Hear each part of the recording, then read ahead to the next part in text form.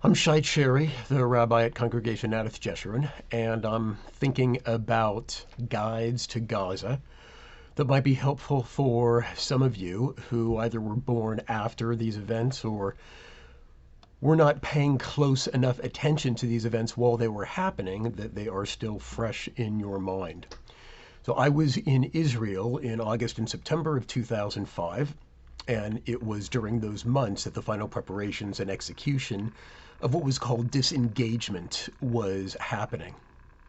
Israel came into possession of the Gaza Strip in the Six-Day War in 1967.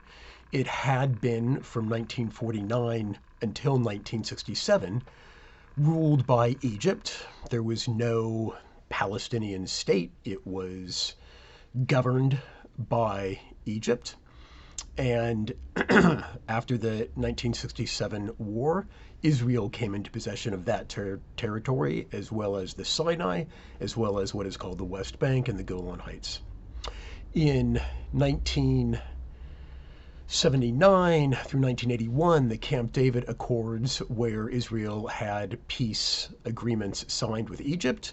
Egypt did not want Gaza back. It was happy to take the Sinai, along eventually with Taba, in the Sinai Desert on the Mediterranean, but it washed its hands of Gaza.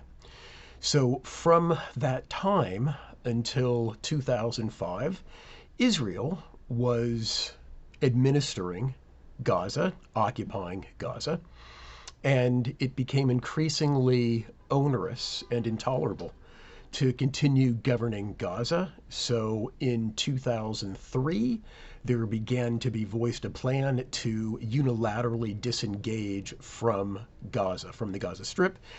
Ariel Sharon was the prime minister, and in 2005, August, the beginning of September, Israel pulled out of Gaza.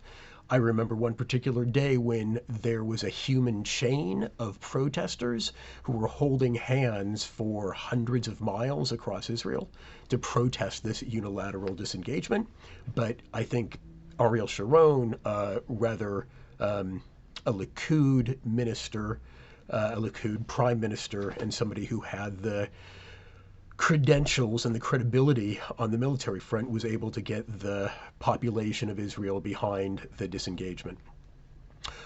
Several months, the government that came into power in Gaza was from the PLO, the Palestine Liberation Organization, the Fatah element. In January of 2006, they had elections.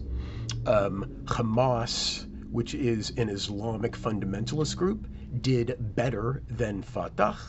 And over the next 18 months, it was clear that Fatah was going to take over the government. There was a brief civil war, very brief, and Fatah was completely removed from governance. So from the middle of 2007 until today, Hamas has been the sole governing power of the Gaza Strip.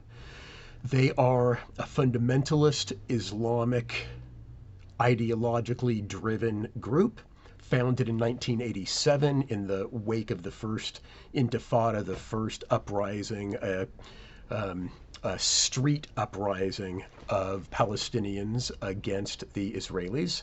So it's a relatively new organization, but it is a very old idea of Dar al-Islam, namely that anyone who is residing in the home of what had been a Muslim-controlled state needs to be Muslim.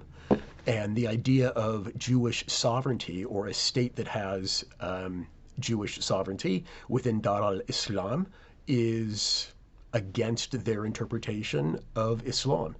And so they have never accepted Israel's existence. What is happening right now has several occasions, but only one cause. That's really important to remember. The occasions might include the Netanyahu governmental coalition. It might include the protests against Netanyahu's government's coup against the Supreme Court. The occasion for this war might be the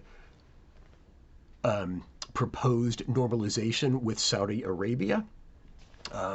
It might be also Hamas's successful deception toward Israel, that they were only interested in kind of economic benefits at this point and were no longer engaged in military offensives. Those are all occasions. Those are all explanations for why it happened right at this very moment. But there is only one cause for this war, and that is the rejection of Israel's right to exist as a Jewish state in the land of Israel. And so anything that needs to be done in the future in order to placate the Hamas terrorists needs to take that into account.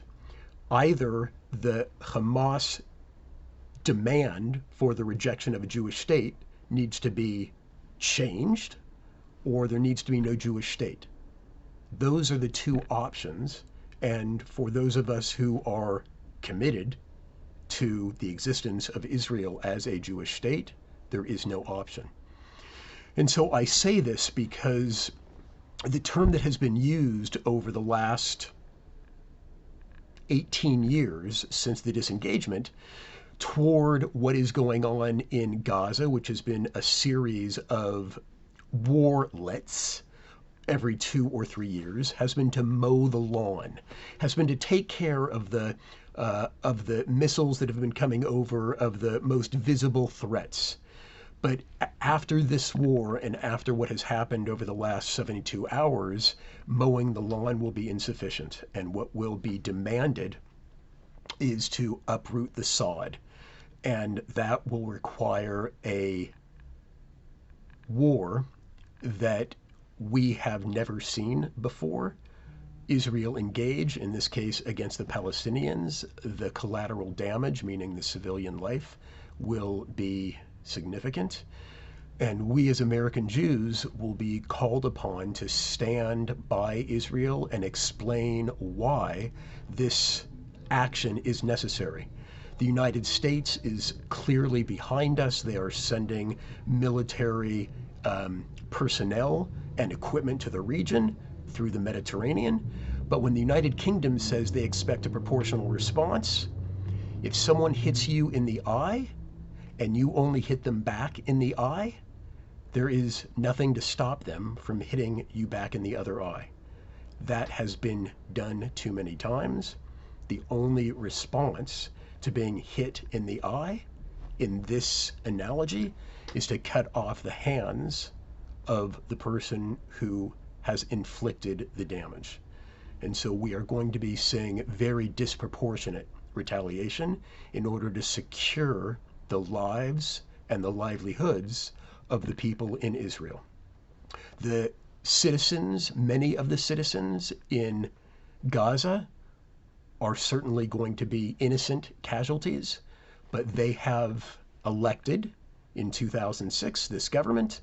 There have not been elections since 2006 because Hamas is a totalitarian regime dedicated to a relatively strict interpretation of Islamic law, which includes the rejection of a non-Islamic sovereign state in what was once ruled by the Muslim Ummah, the Muslim nation.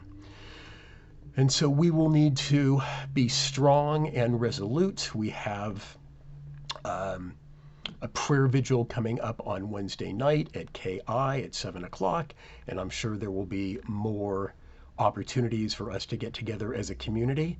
We are devastated and still in shock by the extent of the carnage that we continue to see unfolding in the land of Israel. We will stand with Israel and do everything in our power to make sure that Israel has what it needs in order to defend itself and to never again be put in this situation. Am Yisrael Chai, the people of Israel lives.